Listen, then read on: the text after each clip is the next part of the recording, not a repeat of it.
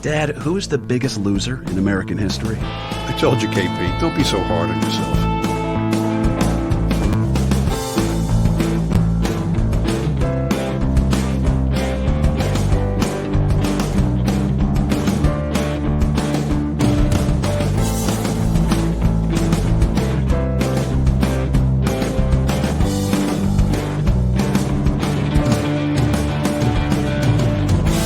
Enjoy some of the wildest chapters And most glanced over topics here on American Loser.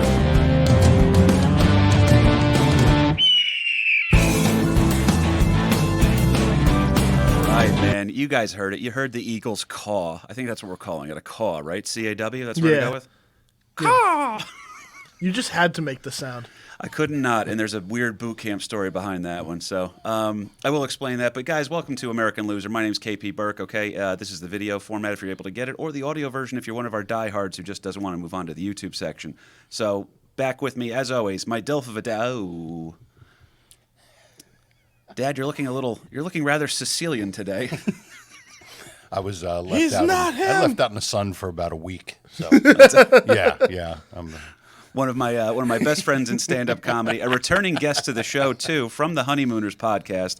You can find him over at Instagram at Joe Conte Comic.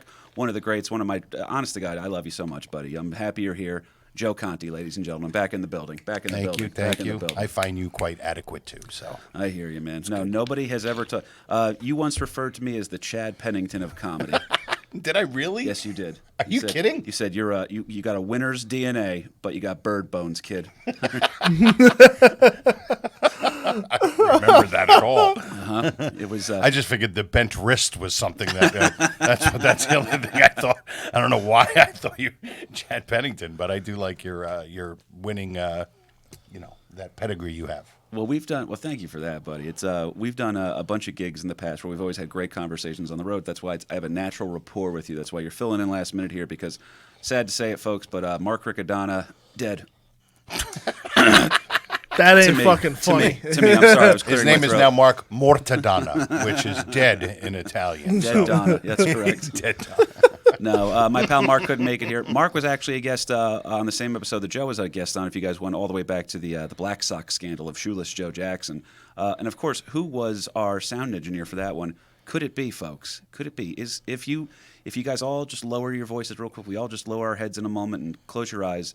I think we can make him appear. Can we conjure up? Yep, there he is. I'm He like the made it. great kazoo. The more like the mediocre kazoo. Oh, fuck off. You know what? Fuck you. You don't get Kahuna vision this episode. It's gonna go right over my face. That'd be perfect if he just did that one. So, but I'll tell you guys what. You know who that voice is. That's the lovely Big Kahuna. Okay. Yeah. I'm actually filling in for Joe Conte today. Those on the audio platform can't see, but he did move Kahuna Vision. He's already using his powers for no good. We've made him too powerful. It's our big own time. fault. But we are, of course, at a Shared Universe podcast studio. Thank you so much to Mike and Ming for always taking great care of us here, too. And by the way, guys, if you want to continue to support the show here, if you're a regular listener, I really appreciate it. If it's your first episode, welcome to the party, pal. Okay, we have a good time over here. It's a good one.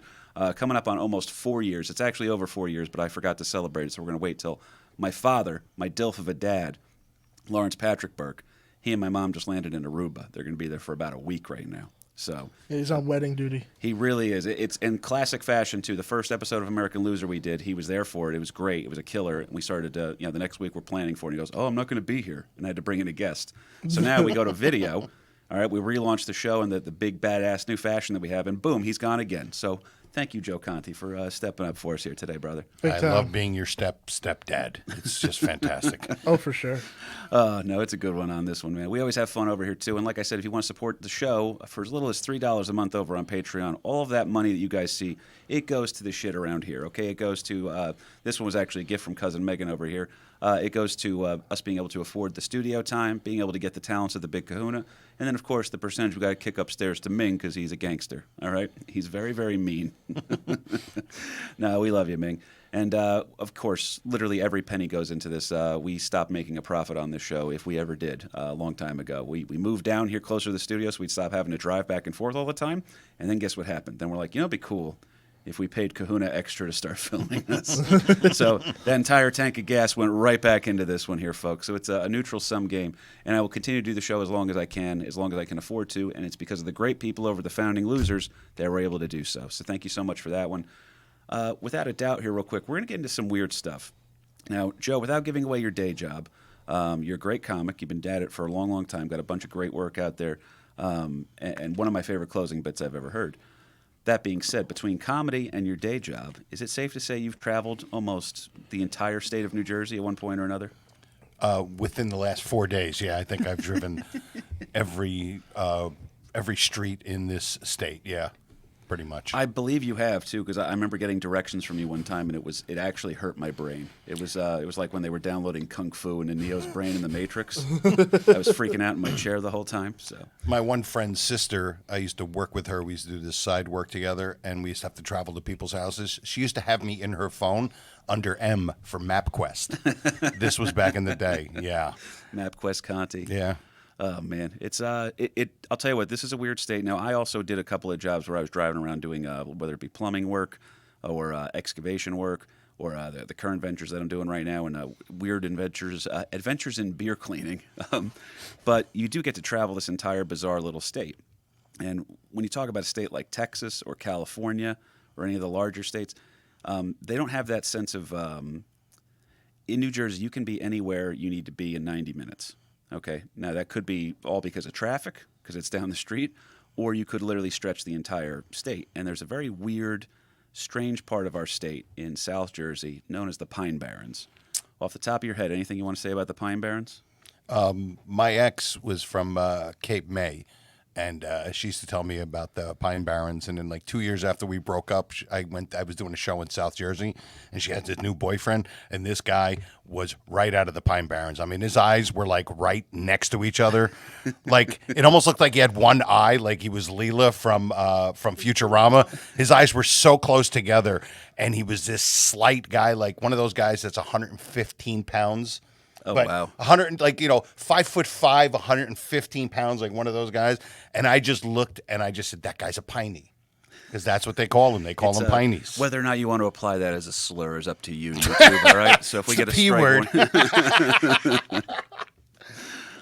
But no, the Pine Barrens do have people that live there, and there is a piney thing. Now, there's also some really nice, good people and some beautiful towns down there that exist. But also at its core, there's a little danger and mystery to the Pine Barrens. So Joe already kind of nailed it on the head with that one. And by the way, too, isn't it weird that Leela having one eye was not a deal breaker for any fanboy that was watching the show? Like, I could do that. That being said, I'm going to ask the big Kahuna, because he has lived all over this great state as well. Do you have any stories about the Pine Barrens? I know a lot of weird stuff goes on down there. A lot of weird stuff. A lot of weird. Whether or not it's confirmed or denied, it's up for debate. Well, I'll tell you what, because we always like to do this for Halloween to bring in some spooky topics here. This one's not spooky. This is just straight up bizarre today.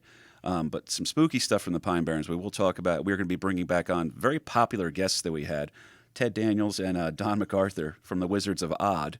We're going to bring them in studio around Halloween time to tell some creepy, creepy stuff about the Pine Barrens. But it's this weird section of sort of inland woods, sort of marsh-like spots, too. It's in between Philadelphia and Atlantic City. Yeah, so it's what Allen Iverson used to drive through after games, pretty much. When he was supposed to be practicing? Exactly. Right. Exactly. So he would do that, and then all the mobsters from Philly that wound up running Atlantic City. If you want to know more about that, Philly Mob Wars episode, Lose Reception, go through the back catalog, guys. Seriously, all that stuff's free, little as $3 a month. I keep rolling these bad boys out. So it's a strange place. South Jersey's goofy in general, too. But I'll tell you what, we're going to tell a story real quick here. People have often asked me how I wound up with my father as my partner for this show. And I like to tell people for American Loser that the standard textbook answer I give is, well, it was going to be a book originally. I just kept pitching ideas to him for more people that could be considered losers. And then we had a natural rapport because we both love history. And the phone calls would get longer and longer. And eventually I said, well, it's silly to do it with anybody other than, my father. And we've had a successful 4-year running endeavor, made a lot of killer friends along the way, a lot of great fans and stuff too. And it does mean a lot to me, all right? So the truthful answer of why my father's here is because he keeps me from going off the fucking deep end sometimes. And this episode is more proof of that. He hasn't been gone. He left this morning. And I'm already taking us into the very, very bizarre story of Ong's Hat, New Jersey. See, and I'll just kind of push you more into it, too. I am the Great Kazoo in that sense. You're not a good influence. No, I am not. Not for this show. I love when it goes crazy. Well, again, Larry Burke keeps me here. He keeps us grounded, and I also help him speed up his storytelling process, too, sometimes, because he can get lost in his own words. So I'm the brevity, the wit, and the charm, and he's the blue-collar scholastic man, and this show is called American Loser. So we're going to have to give you guys a story here on this one, too. And, Joe, jump in on anything you have questions about, anything you want to point out to the listeners that maybe I'm not explaining properly, because this Pine Barrens, just so you guys know, the Pine Barrens is a strange place. We're talking about weird, mysterious stuff that goes down there. Legends that I've heard just growing up in this great state is that Blackbeard hid some of his treasure here. I don't know if you guys heard that one. Other stories, of course. We did a whole episode with my buddy Angelo Gingerelli about the Jersey Devil. The devil in Jersey, the Leeds family devil. All right, don't mess with Ben Franklin. He'll make up an urban legend about you. Check that episode out in the back catalog. But there's all this weird, spooky stuff going down there. Were you guys X-Files fans? Yeah. I didn't watch it. No. Well, there was an episode. It's the only one I ever watched because my ex was going through that on Netflix, and there was an episode called Atlantic City. And I said, well, I got to watch this. I'm from Jersey, you know. And they did a whole weird Pine Barrens thing, and they talked about a weird creature that was being found on the streets of Atlantic City, if you will, and they thought it was the Jersey Devil. So I won't give anything else away, but it was entertaining. I'll say that much. They've done a couple episodes in Jersey too, and it's always, and I think like most of the time it is centered around the Pine Barrens. Well, there's also the famous Sopranos episode in the Pine Barrens. Absolutely. Which I think that's where a lot of people hear the Pine Barrens from that episode. The episode is entitled Pine Barrens. That's the one where Christopher and Paul are trying to kill a Russian hitman, and they can't seem to find him. So, fun fact about the X-Files, my dad actually co-wrote a song with the creator of that show. I hope that it's the theme song. It is not the theme song, but it was on a. I should check it is on millions. It is on one of the X-Files records. So if you ever want to check it out, I don't have any relatives that are like famous artists, so you can stop bragging. All right, fuck off. I will put my face right back over your face. Damn it, Conte he's very humble. Conte, I called him. Jeez, I can't believe it. He's been one of my friends for years. You went Conte and humble. That's you said right. Conte. We're going to need a console. Yes, with a U and not a... hey. But I'll say what, no, you're being very humble right now, too. I mean, you do have famous relatives, you know. You just can't recognize you without holding a barrel above your head and throwing them to Mario. All right. I got to tell a story now. We got to be semi-scholastic here. Okay. I actually lost a Patreon listener one time because I let my friend Jack Steiger go too crazy on an episode without LP because Jack, who I love to death, showed up, let's just say, under the influence. Kahuna, is that fair to say? A little bit. And we let him go wild, and he's so funny and so fun to talk to. Charming. But one of our Patreon people wrote back, goes, "You guys suck. I hate you now," and then deleted it. And I was like, "Oh shit! All right." That's literally all he said. No, I'm being nicer.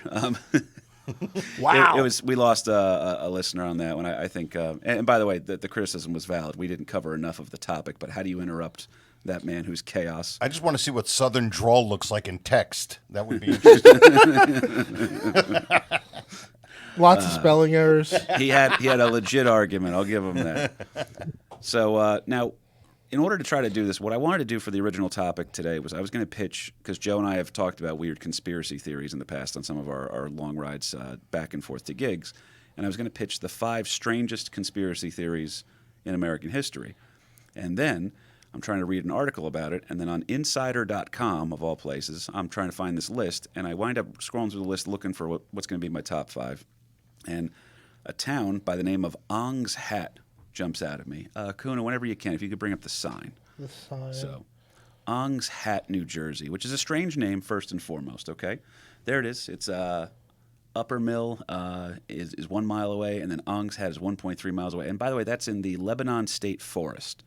Fun fact, when I first learned how to shoot and when I first learned how to go hunting, the man who would take me is the immortal Uncle Paulie. And he would take me to his campgrounds, if you will, his hunting club in the Lebanon State Forest. So that was my exposure to kind of Pine Barrens adjacent areas, if you will, is being out in the woods shooting guns for the first time, especially with a strange guy like my uncle. Anyway, Ong's Hat is a strange place. strange name here. And the town is apparently right in the center of the universe, New Jersey, like we said, in Pemberton Township in Burlington County, New Jersey. Now, for those that don't know, that's in the Pine Barrens, like we were saying here. Blackbeard, the Jersey Devil, Christopher Moltisanti, everything's running around there. Paulie Walnuts, it's nuts. So I'm fascinated by all things over here. And this particular town, too, by the way, is actually older than the Declaration of Independence. So there were people down in the Pine Barrens even before the country was fully settled, if you will. Really? So under British rule, if you will. Now, they're deep in the woods. That's kind of where that piney thing comes from. It's very insular. You're not bringing in there's not a whole lot of diversity, whether it be skin color or DNA. You know what I mean? It's one person's got a really big family, and they're going to marry you off into that. So you're going to wind up screwing your cousin. It's essentially what's So a going to lot of A lot of used car dealers. That's that's all South Jersey. That and cranberry farms, right? So interestingly enough here, this settlement that we're talking about, Ong's Hat, is a very, very old place, older than the Declaration of Independence. And I was going to read the whole article to begin with because I love all things New Jersey and American Revolution. And then the last line of the paragraph about this conspiracy theory says, interdimensional time travel. What? That just that like makes my antenna kind of yeah. I like that stuff.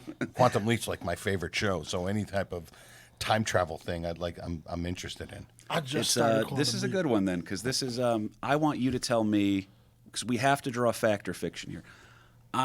Full disclosure to the listeners and the viewers, I can't pretend that this is a scholastic endeavor.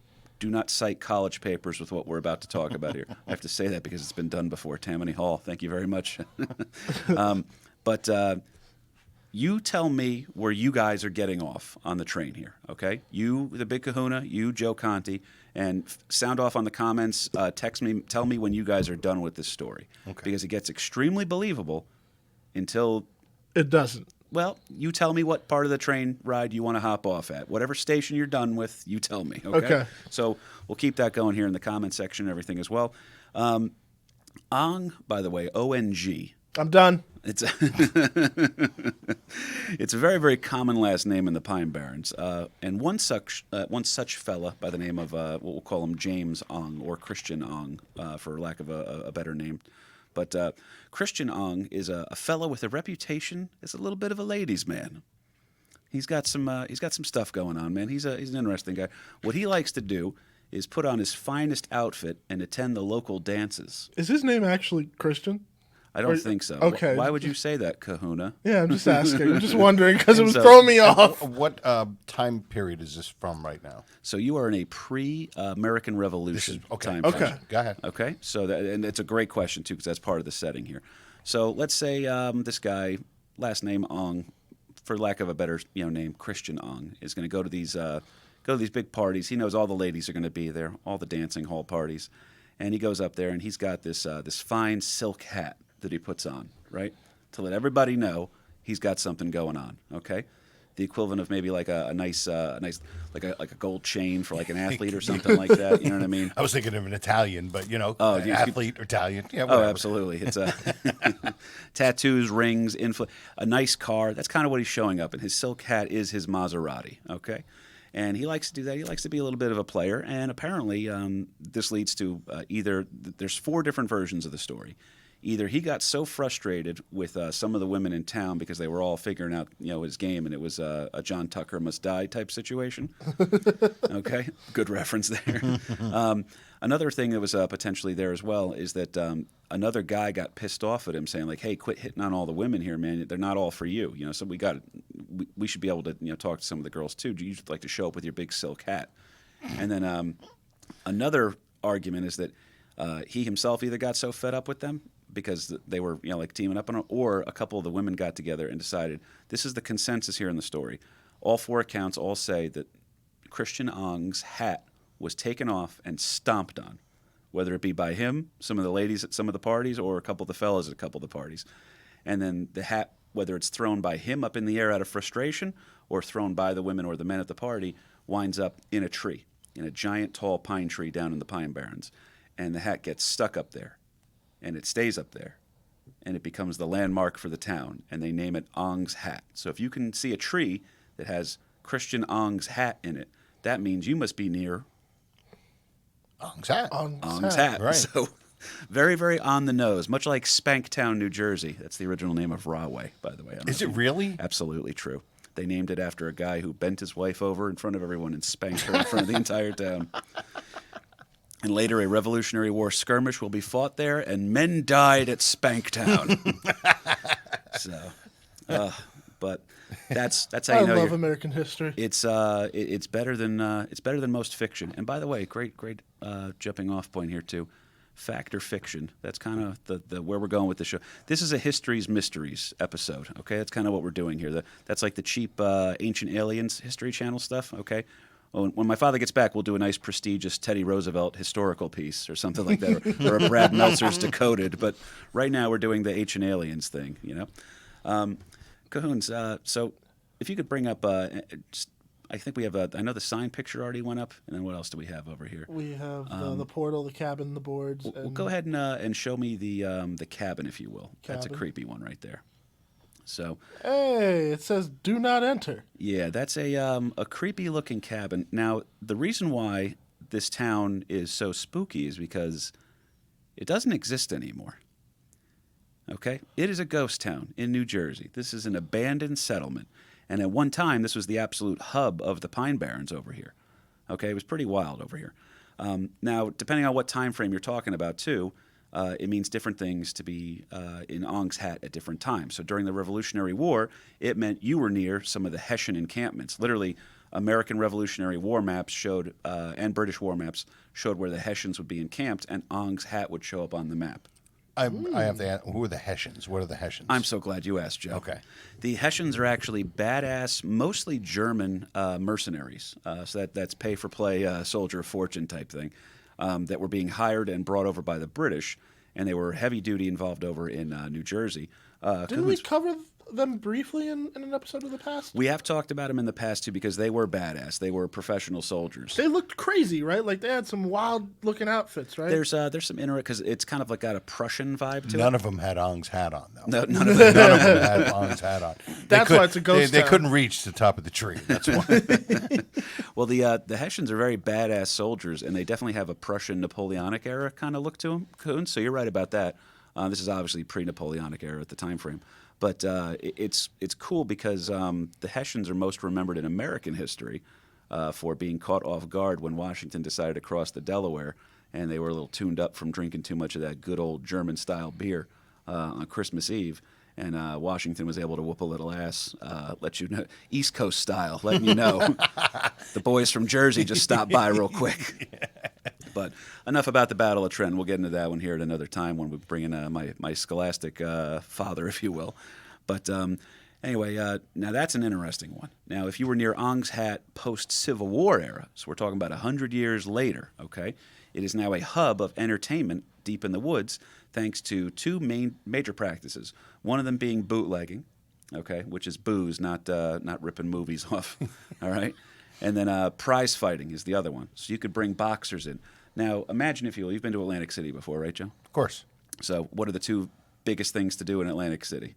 Gamble and shows. you know? Gambling, boozing, you know what I mean? Yeah, and it's all of the it's got like 4 of the 7 deadly sins right in AC anyway. So you're right there. Hookers and drinking and strippers and gambling, all of it. You go down there for East Coast Sin City. It really is. It was first. It was first. They figured it out. That's where somebody just went to the desert and they were like, this reminds me of Atlantic City, just without any oceans or anything.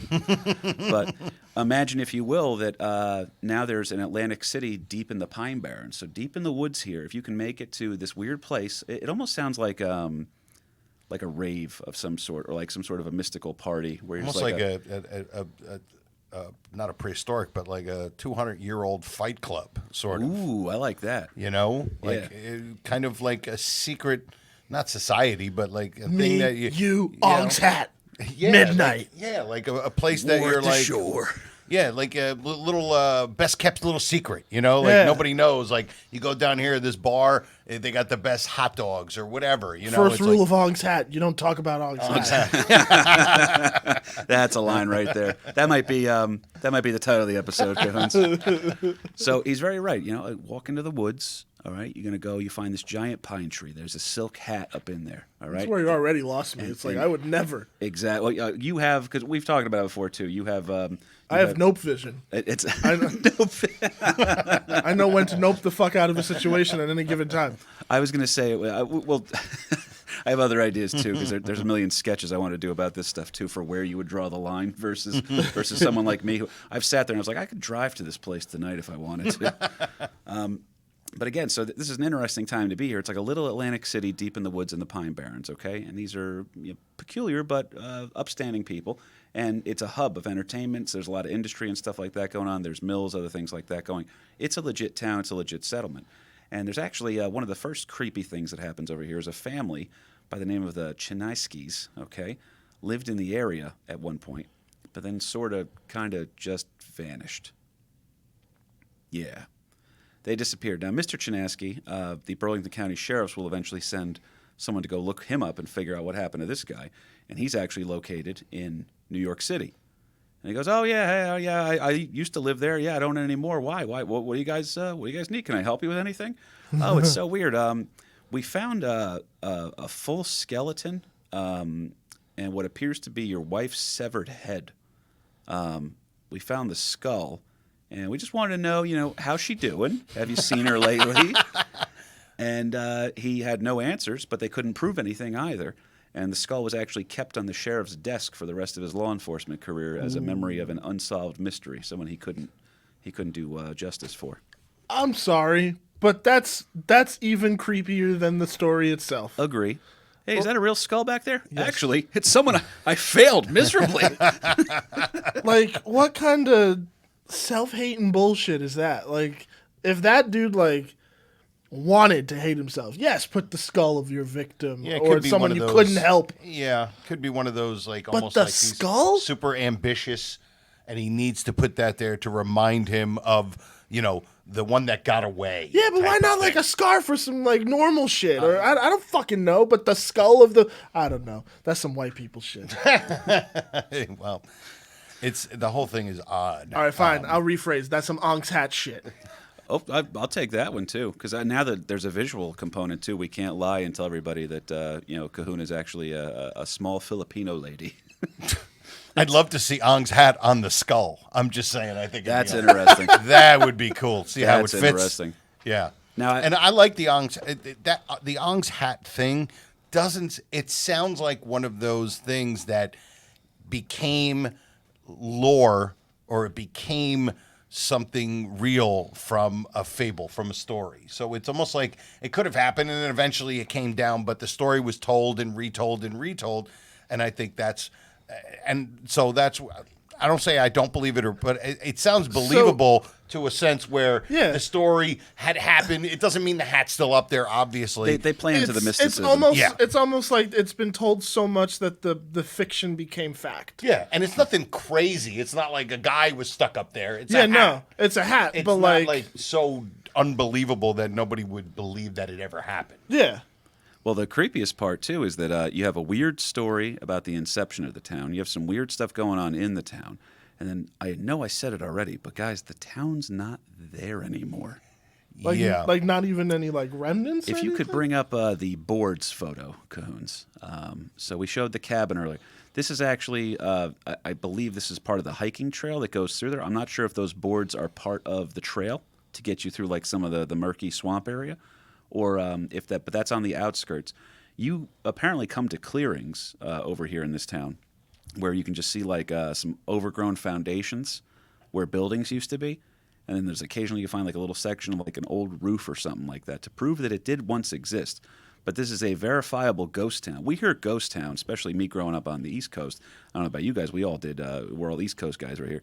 But I think of tumbleweeds in Texas. Oh yeah, you think we're somewhere out. But for it to be in Jersey, I think that's where that's what you're talking about. You're like, wait a minute, Jersey. It's a very small place, relatively speaking, and there's so many people that live in this state. Yeah. You're like, wait a minute. So there's a place that used to be a town. Yes, and it's it's not creepy. there anymore. It's very creepy. That is, that's probably the weirdest thing so far. For us, it's strange. It Meanwhile, is. someone from Texas could be like, "You think that's a ghost?" town?" Right, because like he prefaced in the beginning, Jersey's a place where you're nowhere. There's no place in Jersey where you're more than 2.5 hours away from somebody else. Facts. It's not Texas where you could drive 12 hours and still be in Texas. So I think that's where this whole thing is stemming from. Oh, it adds another level too, because again, we're talking about a location that we could drive within a half hour and be there. It's close. It's not a far away drive. It's half hour from Philadelphia. Good lord. That's the thing. How many times have we covered this on the show too? That something has been literally a stone's throw away from us, and it's actually like we do live. We joke that it's the center of the universe here in New Jersey, but you do have all the ridiculous the sanitariums over in Philly. You got Revolutionary War battles, major occurrences, people born. The atomic bomb was made across the street from our old fucking studio in Eatontown. Very creepy. Yeah, we used to go into these sanitariums in like the West Caldwell, Verona area when Cedar we were Grove. teenagers. Yeah, where they We were. grew up in similar towns. We were like two towns away. Where it was insane asylums that were empty. And every kid tells a story about going through there, and we're in the basement, and there's papers all over the place, and files file cabinets tipped over, and that was like what we did on a Saturday. Yeah, that just shows how long it's been since the Jets or Giants were competitive. But it's 100% true too. And the creepiest one was walking around like because you get in your own head, you spook yourself out in these places. Someday I will drive through there, and mark my words, it will be during the summertime, and it will be it'll be during the daytime. Okay, and I'll bring Christian and I'll tell him like, oh, we're checking out a new spot to possibly film another special, and then I just won't tell him until we get there. But this is not where. See, I happen to know Christian, and he probably wouldn't like that very much. He's a very talented man, though. Yeah, he's cool, but like, no. Oh, he's gonna figure something out. But I'll tell you, here's where the weird stuff comes in. Good save, by the way, Kahuna. This is not where the weird shit comes in yet. We've already covered. This is now the weird shit. Well, we've covered the fact that it's a ghost town. We've covered the fact that there used to be prize fighting and bootlegging going on over there. There's yeah, but that's fun stuff. yeah, But for something to be such a hub for its time and for nothing to be there now, Yeah, that's the thing that makes this whole thing weird. weird. Even beyond the hat and the guy Ong. And what kind of name is Ong? Ong, apparently, it was a very common last name, so it was probably the Ong family was probably like 13, 14 deep in the town, so they had some considerable sway.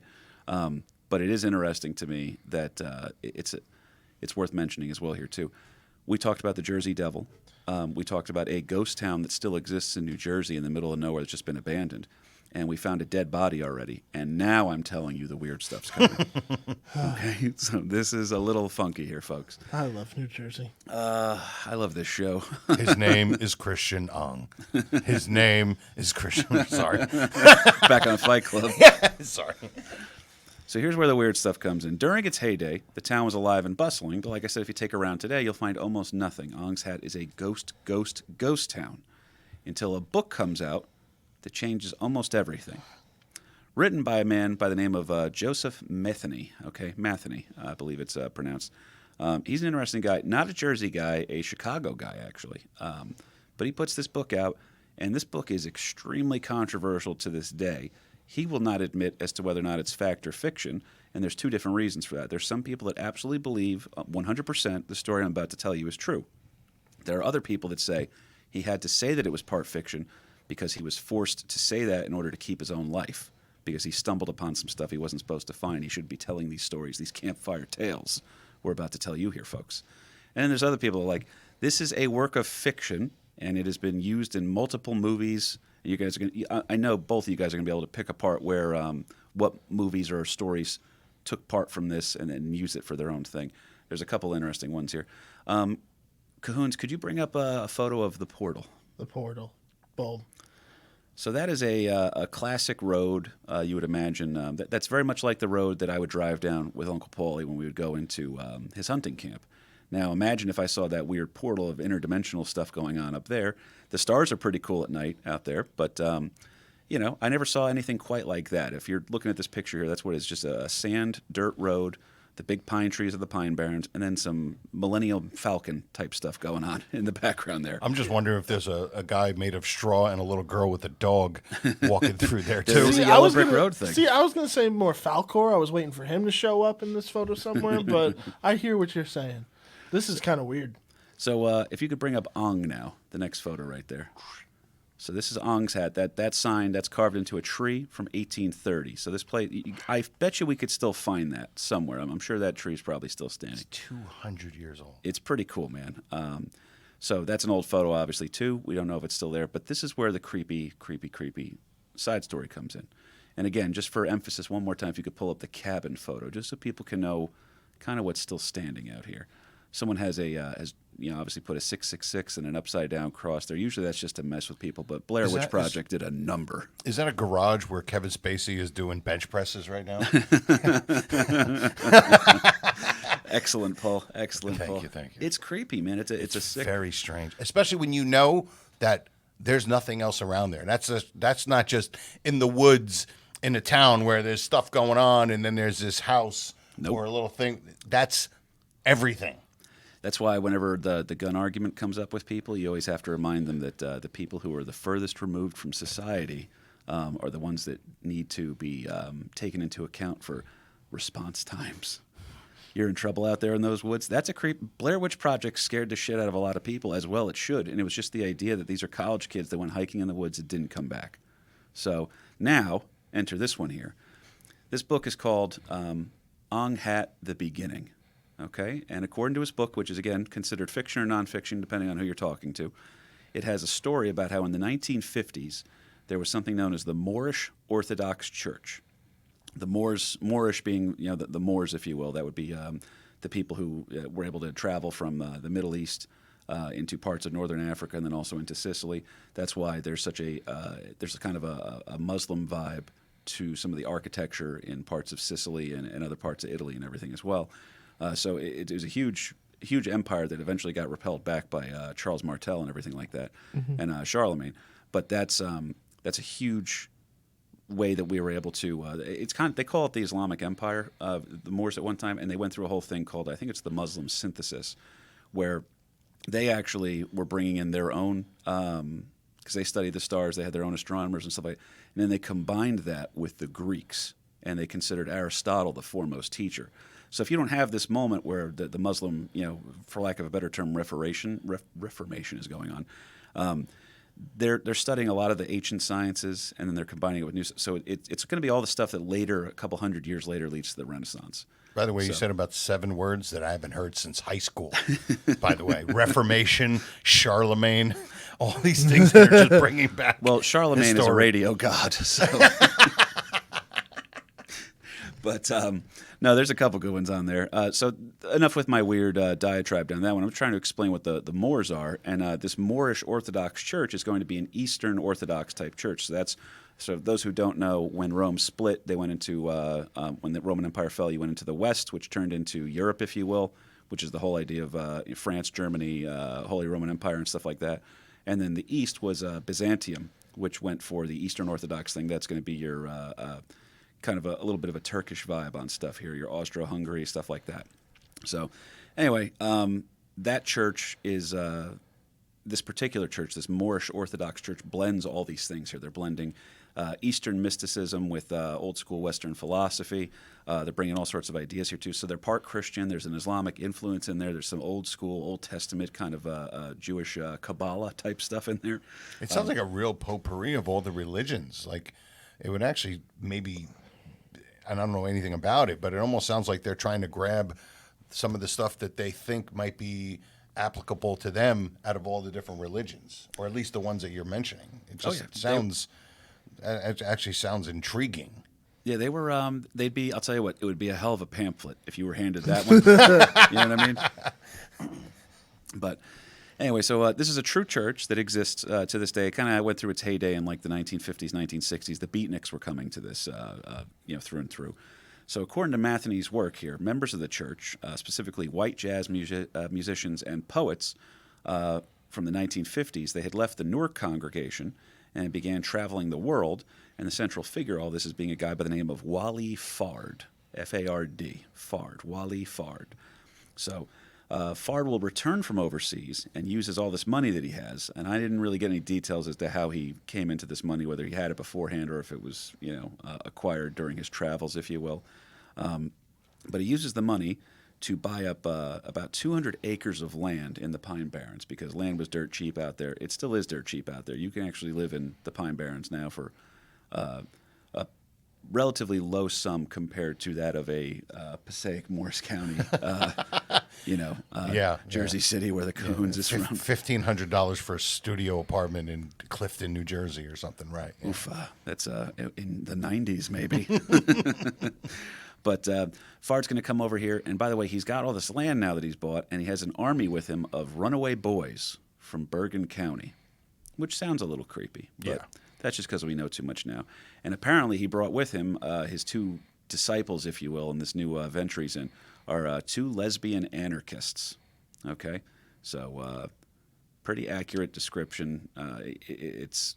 The combination of people is fascinating. Yes, we have runaway boys from Bergen County. We have an ancient mysticism guy who's been traveling around the world learning about this.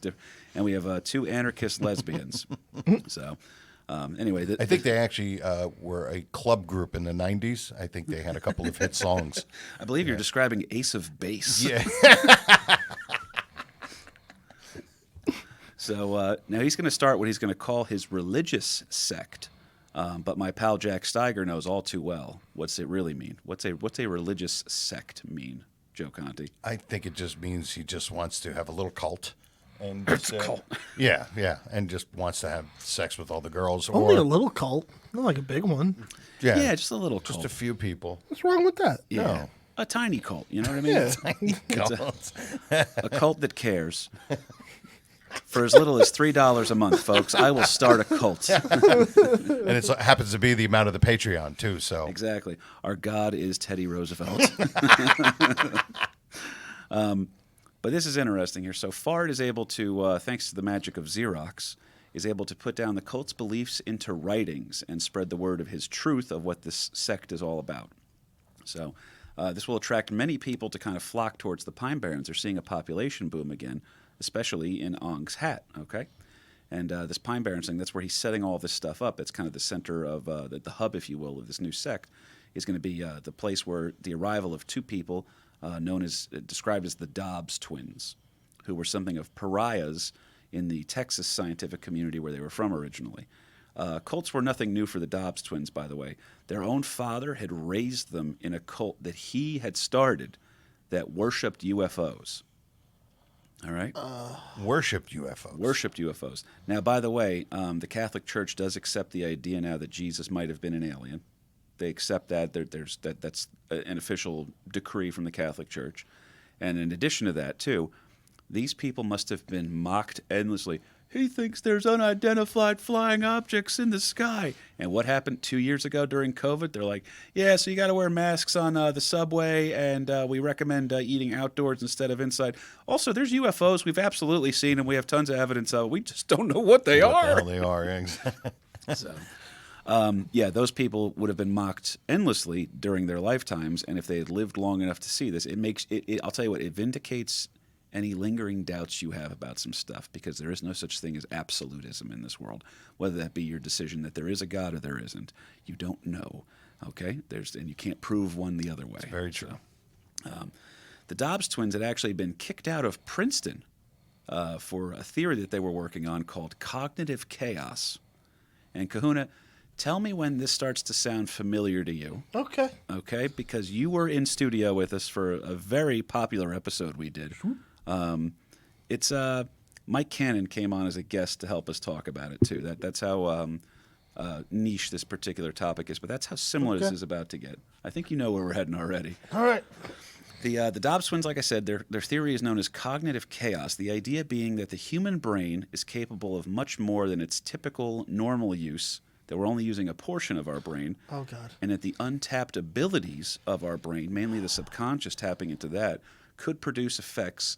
Their idea being that if you tapped into the full potential of your brain, you could purge your own body of illnesses and diseases.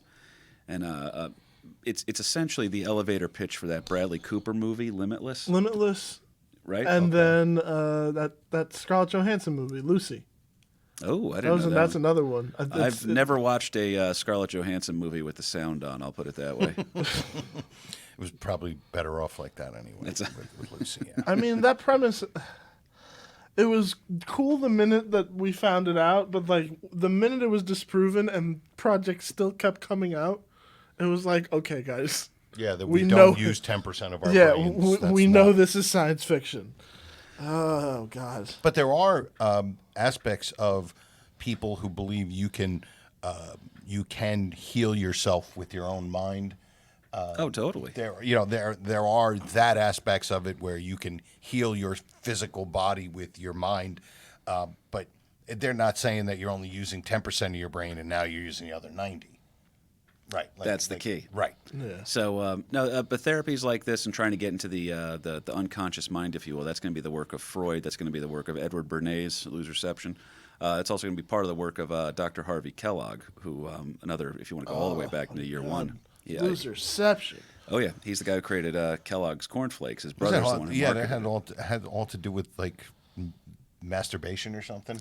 Yes, he wanted people to stop masturbating, so he gave them cornflakes. And by the way, always take advice from a doctor who performed his own circumcision at age 32. Yes. I forgot about that fun fact. Don't worry. Kahuna, how old are you? None of your business. Well, tell you what we're getting you for your 32nd birthday. Let's not That say we skim did. milk is going to sting. I'll tell you that right now. Live on air, we will. Good Lord. I would have to actually agree with you too. Then I would have to. Yeah, that would be my first two. Yeah. Oh, interesting. Yeah. All right, learning a lot about Joe Conte today, Yeah, folks. yeah. Calamari rings for everybody. So sorry.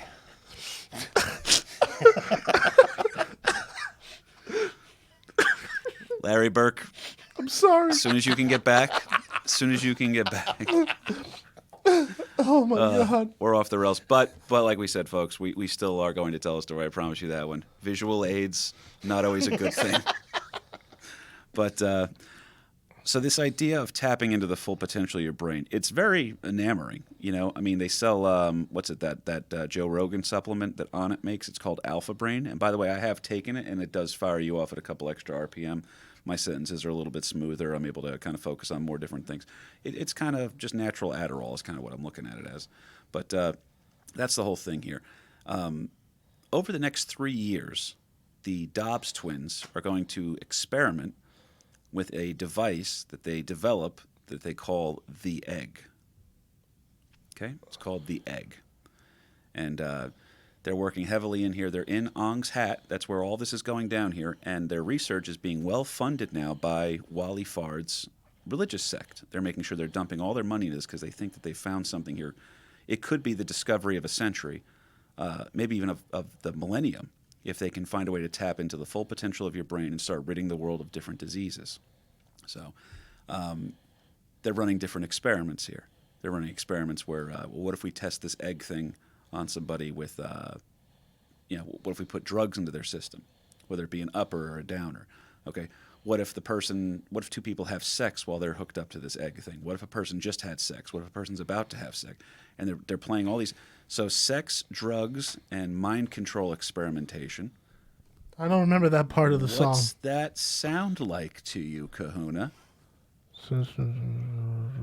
Wait a minute. This sounds a little bit like a CIA program known No. as MK Ultra, I'm doesn't out. it? Yep. Nope. Kahuna is off the train, folks. He's done. He's done.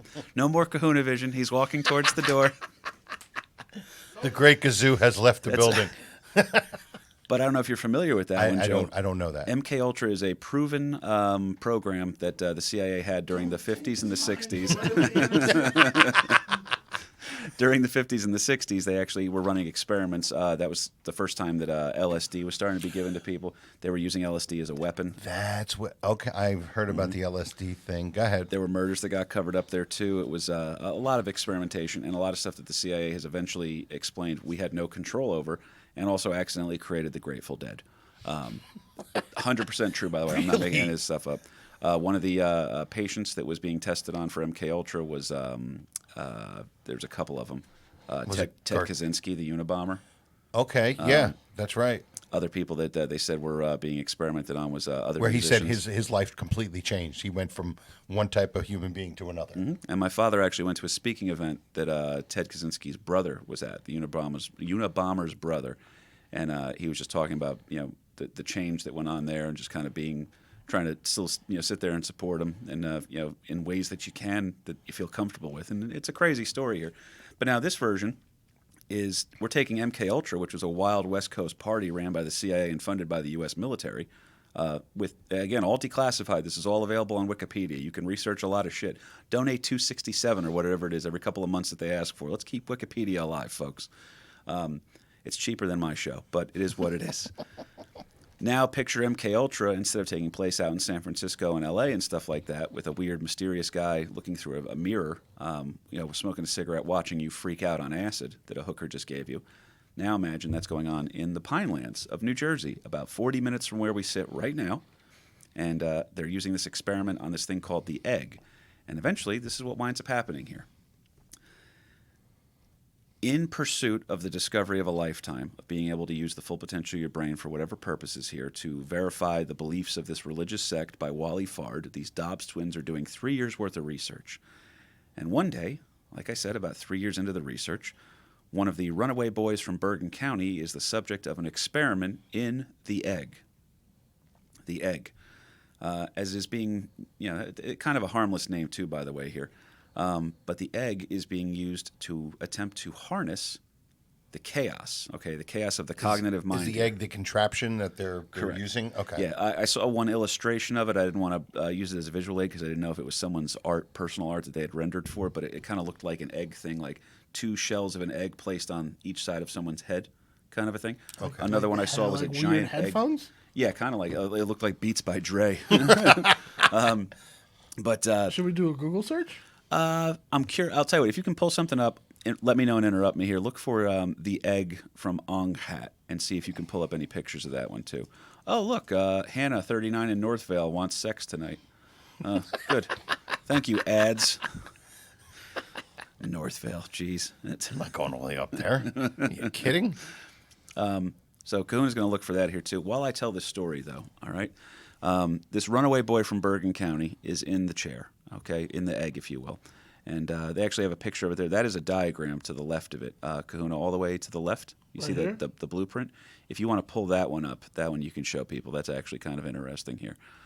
Tell me what you guys think it is when you see this. And again, sorry to the audio listeners not able to see this. Beats by Dre. I will post this. Can you enlarge that one just so the folks can see it a little bit better? Or? Let's do this. That might be the best. So it does. You see where the name egg comes from. Yeah. Okay. But it's a creepy looking thing here. It kind of looks like a go-kart. Okay. So, but that's what the thing looks like. They put this poor kid in there. They hook him up to all the monitors and all the equipment and stuff like that. Again, this is 3 years of research. They're doing this every single day. You don't know if the kid's on drugs or something like that. And what winds up happening, folks, the egg, as it is being used to harness the chaos of the unconscious mind, disappears. What? Yep. Takes the boy with it. It's gone. No one knows what happened. Again, I'm presenting this is part of the urban legend of the area here. I'm not presenting this as absolute, the Facebook fact checkers could have a wild party with this one if they wanted to. In other words, it disappeared like before their eyes, or like it was there and then the next day it was gone and the boy's gone. As the experiment is going on, the egg disappears with the boy inside of it. It reappears a few moments later. And again, you want to go into the idea of time and stuff like that. The boy apparently is telling people, he goes, I went to another universe. There's another plane of existence. I've been there. Time slows down, perhaps. I don't know. Okay? This is, again, wherever you guys want to get off here. I'm just telling the urban legend as it is told and recorded. Thanks to the good people over at Weird New Jersey, one of the great websites, books, newsletters of all time. And also, you can verify this on there's a couple other things I read as well. Again, Insider.com reported on this. There's a mention of it in the Wikipedia article for the town of Ong's Hat. It's pretty nuts. But according to the work, the runaway boy reappeared a few moments later, still inside the egg, claiming to have been to another dimension. These silly pineys in the woods just opened a gate to another dimension. All right? It's time travel from people that call it pork roll. And if you notice that it looks, if you look at the picture, it's obviously a drawing, but it looks like a fetus in a uterus. Oh, that's interesting. You know what I mean? Like if you look at it, it looks like when you're taking a picture and you're like, oh, is it going to be a boy or a girl? And it looks like that. That's interesting. That's funny that you would say that too. Obviously, the egg's also going to bring up the idea of life and stuff. Of course. And of course, too, it does look like space travel devices and stuff like that. It could be a little bit of Tron, could be a little bit of almost anything on that. But apparently, this is the story here: is that the egg then reappears with the boy inside of it, and he's now said, "We've opened a gate to another dimension." They refer to this as the gate. Moving on here, and again, this is from this guy's book. That he's very loosey-goosey, if you will, about how he wants to. Well, there's historical, paperwork that I found on this that proves all this. This is actually brought up as like a technical drawing. It's actually signed in the corner there on the left, as you can see, by one of the Dobbs twins. So that's kind of interesting.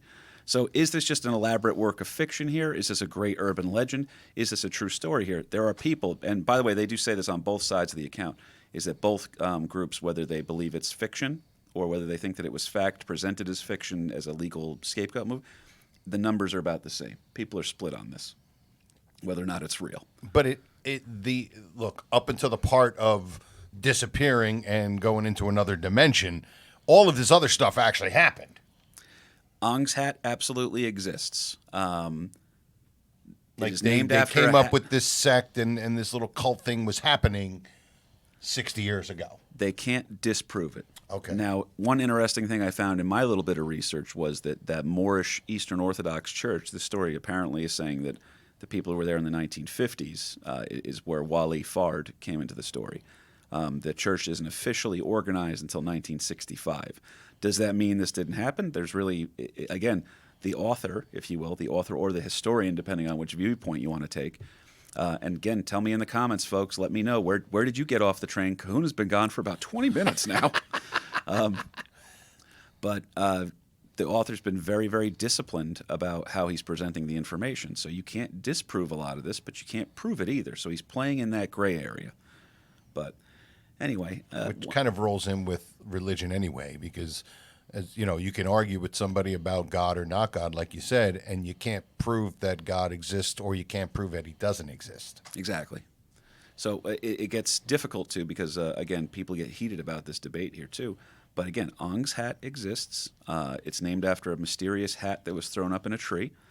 It is the Pine Barrens, where a lot of weird, creepy stuff goes on in the first place. So it's kind of a natural place for someone to try to write an additional story. You're going to build off the lore of the area. Cahoons, if you could bring up for me one more photo of the portal. Okay. That's kind of what they're saying here, is that they might have opened the gate. The gate to another universe could be in our very own Pine Barrens over here. Now, what's also nearby in that area? You guys both grew up in Jersey your whole life. Mm-hmm.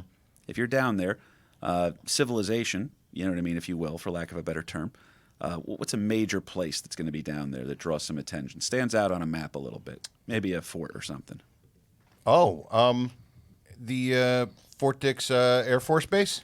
So you got McGuire Air Force Base and you have Fort Dix out there. That's okay? right. Both of them are right in that area. You're also not too far removed from Lakehurst Naval Station, which is, I won't give it away, but I know a famous director that lives near there. So that being said, also the Hindenburg went down over there too. So Loserception, center of the world, New Jersey. Sorry, folks, we didn't mean to do it. My whole point being is that whether this is an urban legend or not, this is kind of how they wrap up their loose ends for the story, if you want to give away to where you can't prove the person wrong. According to this work in Ong Hat the Beginning, the runaway, after he reappeared, they've now concluded they have found a gate to another dimension here, but they're also located near a major military installation. Tell me what movies you guys are going to start to think of here as I tell you this one, because this is where it kind of lends itself to, by the way, that probably could happen in real life, but also the movies and stories have kind of taken on a life of its own for it. Mm-hmm. According to the work, when they were near a military installation, which, by the way, if you're near a military installation ever, there's always perks, there's positives and negatives. I mean, there's you're going to have hookers, drugs, cheap alcohol, strip clubs, but there's some negatives too. First and foremost here, the negatives would also include what? Possible surveillance, okay? If you're local law enforcement and then there's a Department of Defense installation over here, who really has, what's the chain of command on that one? That was something we were always taught, in the military as well. It's like, hey, listen, Jacksonville Sheriff's Office, they can't come on the base, but we can work with them. If you pull off a crime, we're not going to protect you. This isn't like a sovereign nation out here. And also, if you got in trouble and you got, like, one guy on the ship got a DUI, and he got in trouble with civilian court, and then he got in trouble with military court. So it's a weird chain of command kind of a thing. So anyhow, supposedly, this is what the story is over here. And I can think of 3 movies already where an outbreak on a military base affects the local people in the town. So, Kahuna, you think of any movies off the top of your head? I got a couple that are popping in there. Dreamcatcher from Stephen King, about a military base that has an incident or something like that. I can think of Planet Terror from Rob Rodriguez that has something similar to that. Yeah. It wouldn't shock me if The Incredible Blob was something that started in See, a military base. I wanted to say the Blob, but I didn't want to get laughed at. No. I was like, but wait. Well, tell me where. Now, this is my favorite part of the story here. So, there are negatives to living near a military base as well, like we were saying. And again, some of that would be possible surveillance, whether you could be subject to martial law in case of an incident, or like we said, mistakes or events on the base here. The urban legend is that after continuing to experiment with the egg and exploring the gate, the Pineys in the woods and their religious cult have discovered time travel. The township of Ong's Hat and the cult sect that operated within it are forced to evacuate when a chemical spills out from nearby Fort Dix. I believe they even allude to it being some sort of a nuclear fallout type, not fallout, but an incident, if you will. Yeah. So radiation, inhospitable. So the story is that why everything disappeared in Ong's Hat is that it didn't. They didn't go anywhere. They went somewhere else. Okay? So rather than travel to another state, they traveled to another dimension. And they used the power of that gate to transfer their entire religious sect into another plane of existence where they were the only humans. Ong Hat exists in another dimension. Whoa. That's I the wish there were a argument lot they're more cults that did that. Hang on. A report in Tom Cruise missing. Last seen somewhere in the Pine Wearing Barrens. a giant silk hat. You know what? I know we've been making jokes about like how yes, the town disappearing is creepy, but can you imagine living in that town, waking up one day and realizing, wait, where's all the other humans? It Yeah, would be creepy. which would be another setting to another movie. Yeah. If they're all the sect. So imagine if you were somebody who lived on the outskirts and you traveled into, you were friendly enough with the cult, you know what I mean? And then one day you show up and they're gone. Now, another cult that thought they were going to hop on to another plane of existence was Heaven's Gate in 97, right? Did I have that right? Is that 97? I think it was. Yeah, Joe's good with dates. Pretty close. But so 97 is, I think, when the Heaven's Gate cult came in, and they were crazy. They were all wearing the same type of shoe, and that was a brainwashed cult that poisoned themselves, and they all believed that. They drank the Kool-Aid. I think it was Halley's Comet, wasn't it? Yep. Yeah, because they called it Hail Bop.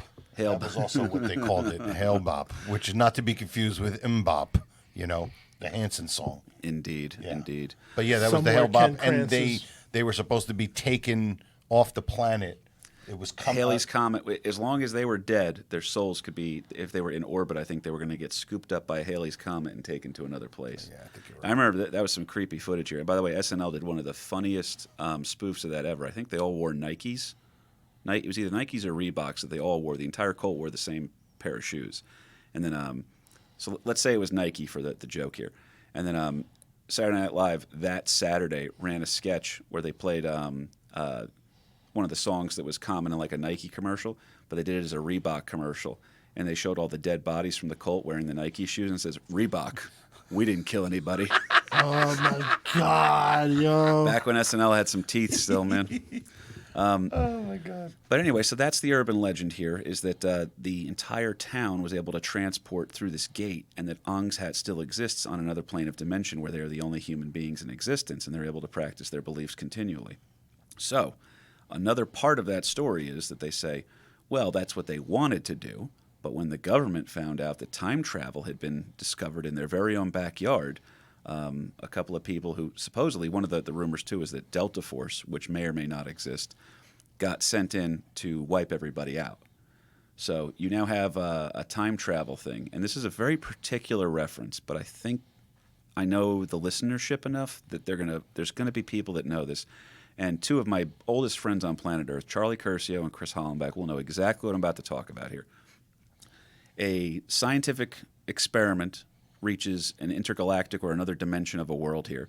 Maybe some things are coming in, maybe some things are going out, and then the government finds out about it in an attempt to shut it down. They then send in a cleanup crew to kill off all the survivors, right, and to take the technology in for themselves. Sounds a lot like one of the great defining video games of all time, Half-Life.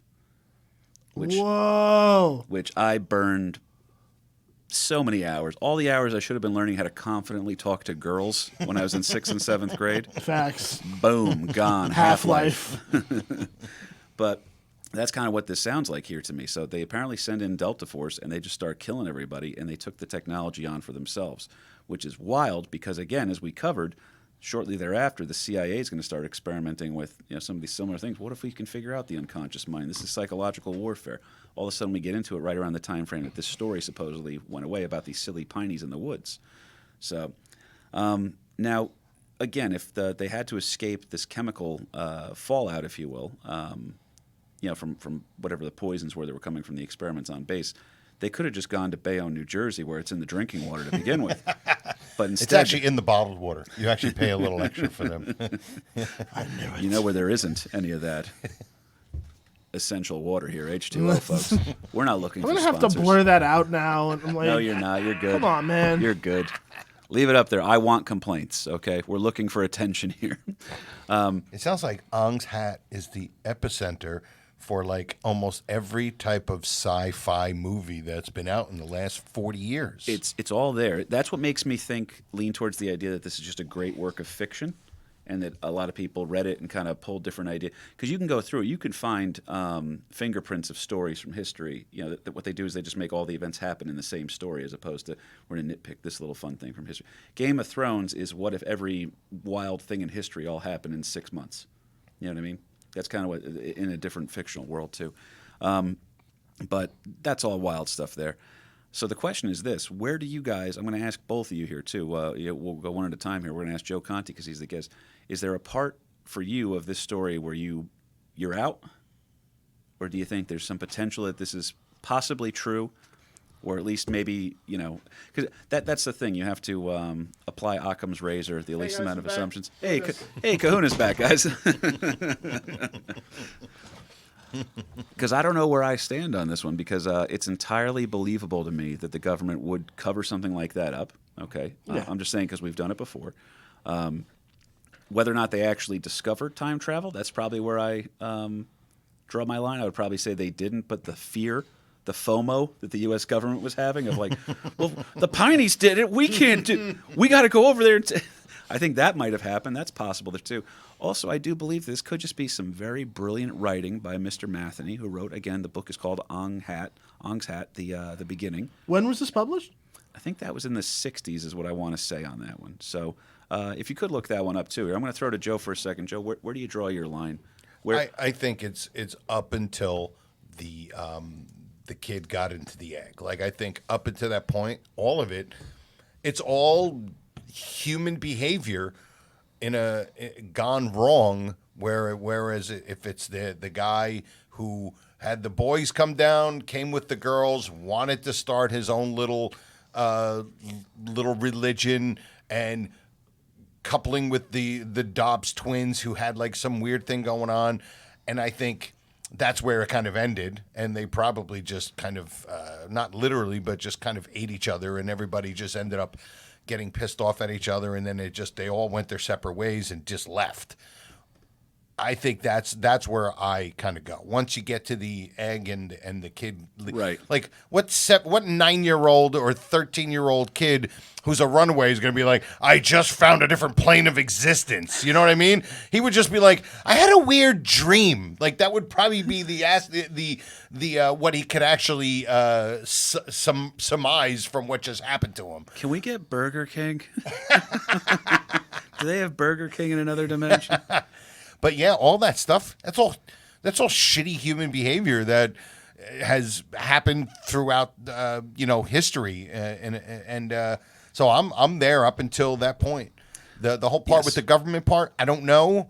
That whole thing, maybe they were just like, what are you guys doing here? And they were like, get out of here, beat it.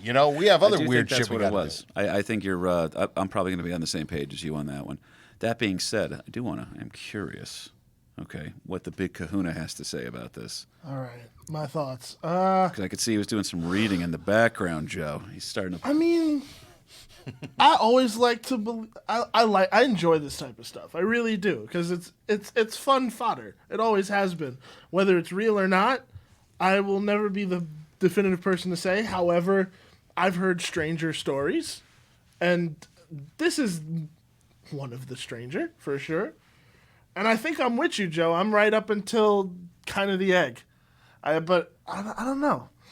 I can believe it because this state has proven to be the fucking center of the universe on multiple occasions. We really are. So I don't know anymore. I really don't. I wouldn't be surprised if somehow all scenarios are true in one way, shape, or form. It's at some point the story jumps into being almost a Marvel movie. You know what I mean? In terms of it goes full on sci-fi. But like Joe was saying too, this is a drama leading up until that. It's just we're giving these young boys a place to live, and I'm starting my new religion based off the experiences I've had traveling around the world. And these twins are here, and we're trying to study the unconscious mind. All of this. And by the way, you can read. It is pretty wild too, just for comparison's sake. Another loserception here, not in this particular story, but a comparison piece, if you will. If I was to tell you that this story was 100% true, and the story about Jack Parsons, the devil worshipping rocket scientist that helped develop NASA, who also inadvertently started Scientology, if I told you that was a work of fiction, you'd be like, well, yeah, that's too ridiculous of a story to believe. That's the true one. This is the one we're trying to debate right now. So where you draw the line is up to you guys. I'm excited about that one, man. I'm going to start to wrap this bad boy up. We're going to get out of here in a second, man. Joe Conte, thank you for coming on, brother. It's great to see you. It always is. This was a lot of fun. Well, dude, you were great on the other episode too, man. You were overdue to come back on. Problem is, you live up in North Jersey now, and we're here in America. So, but, where can people find you? Pretty much all my social media is Joe Conte Comic. And I do my Honeymooners podcast. If you're a fan of the old classic show, we're about to record our 100th episode. Now we're talking. We've done 100 episodes about one show that had 39 episodes. What? Can you imagine the mental illness that we have, and the people who are fans who listen to the show, they're maniacs, and they help us all the time. They give us ideas. See, are you at the point where you're recapping recaps of your recaps of episodes? No, that's you're not there yet. We do the show. That's not how you do it. We do the show. We do bits. We talk about different scenes. It's so bizarre how from the moment we started it to where we ended up, there's no way we could have predicted the trajectory. Okay. There's no way we could have predicted it. It's a lot of fun. It's much like Joe Conte's act. You have no idea. And at the end, you get disappointed. No, that's not true. It's just like my honeymoon. Your podcast is great. Listen, your act 100 is episodes is no small feat, my friend. sir. So Yeah. major congratulations. Thank you. Good stuff on that one. And I'll tell you guys what, if you could do me a favor, if you haven't checked it out already, Escape from Jacksonville, my first full comedy special, filmed at the Smod Castle, tweeted about by Kevin Smith, loved by almost everybody that's seen it. I loved it. I got it. Thank you for I that, did. too, I truly did. I thought why- it was fantastic. Well, you were going to... There was just that one person in the audience that was so loud with their laugh, I just wanted to Strangle stab them. the screen on my phone. He's a friend. I knew He, it was a friend. and he is a fan of the show too, actually. I just And the two camps are either that his laugh makes everything better, which is how I feel, or other people are like, well, it was pretty distracting. It was right in the middle for me. I got a great YouTube comment the other day. Somebody just goes, "Dude, I love your jokes, but you got to learn how to say something other between it's wild, it's crazy, man," before going into the next thing. And I was like, "Oh, so this guy picked up on the fact that I had worked that day." It was my first full go. I mean, I'd done longer sets before, but I think we did 50 minutes each show on the nose, and it was a panic move for me.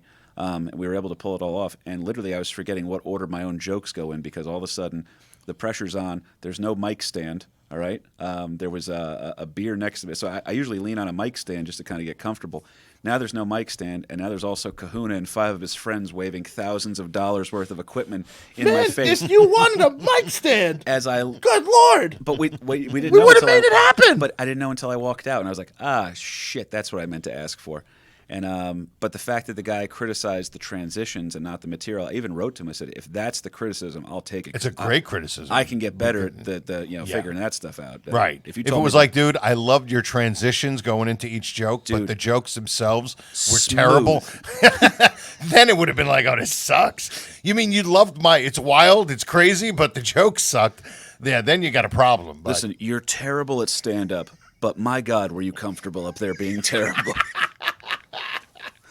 That is directed, by the way, too, by the esteemed Christian Cordes, who we hope to one day have in studio as a guest. He's currently in Ong's hat in another dimension. But Kahuna, anything you wanted to say on your way out, buddy? Nah, man, this was a good one. I always love going down the rabbit hole of weird New Jersey. We try to, because my father doesn't enjoy it because he's such a principled researcher that he would he'd get a kick out of the story, but this is a story he wants to tell around a campfire with his buddies. Right, not for a show. I bet we could come up with something that is like a happy medium. Like there's got to be something in the history, kind of like what we did with Jersey Devil, where there is a really cool historical aspect to it, but a great ghost story. Oh, it's don't worry. The whole month of October coming back as always. We like to dedicate it to weird stories. Oh yeah, that's right. I always stories from history. I always walk out of here in October feeling like I'm being watched. I love this month of American Loser. Even just writing this one, I sat there and I was like, oh, I forgot I have the house to myself tonight, so it's going to be a little terrifying. But. And like, how do you not like? I never heard of Ong's Hat until here. Like, it's weird. Me neither, dude. And just the name itself lends to that it's got to be a weird place. Oh, that's just it's a weird name of a town, and it can't just be like Ridgewood, New Jersey. So, there had to be something so strange about one of the strangest town names I've ever heard. So Kahuna, and that's a great point too, and this is what we'll actually close on this one if it's all right. Kahuna, it's going to take you a second to pull it up while I say goodbye to everybody, but could you just...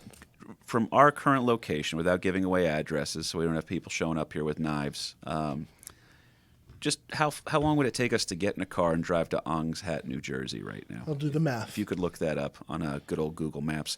While he's doing that, though, folks, thank you so much. If it was your first episode with us, this is a little bit off the beaten path here. I do love hanging out with my comedy buddies. And, of course, the Kahuna is just great company as always. Typically what we like to do is put the spotlight firmly on second place from something strange in American history or weird that doesn't get covered too much. This one we went down a wormhole, had a little bit of fun here with you. Again, if you want to support the show for as little as $3 a month, that'll actually get you the bonus episodes on Patreon. There's a video portion of it now, too. You get 3 episodes for free every month. The 4th one, that's all I ask.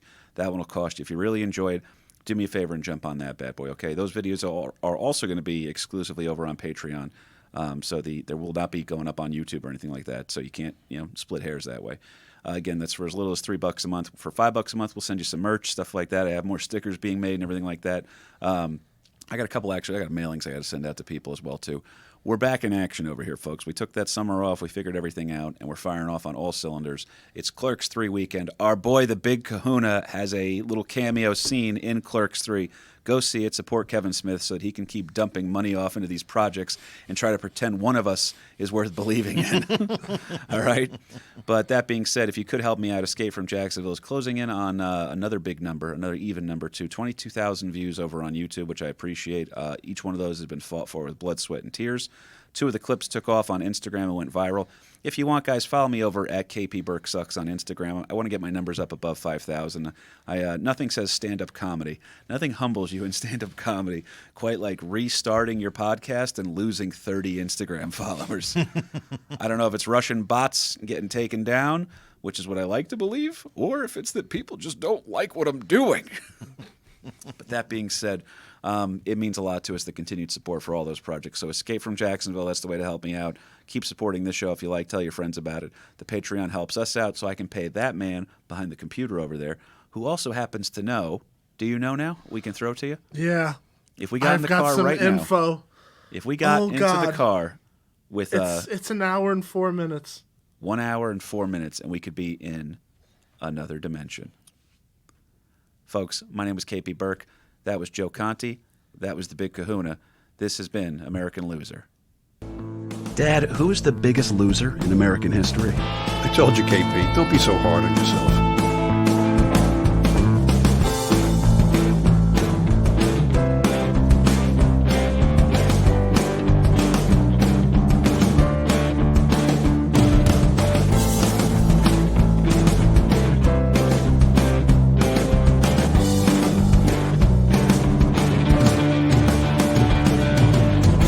Enjoy some of the wildest chapters and most glanced over topics here on American Loser.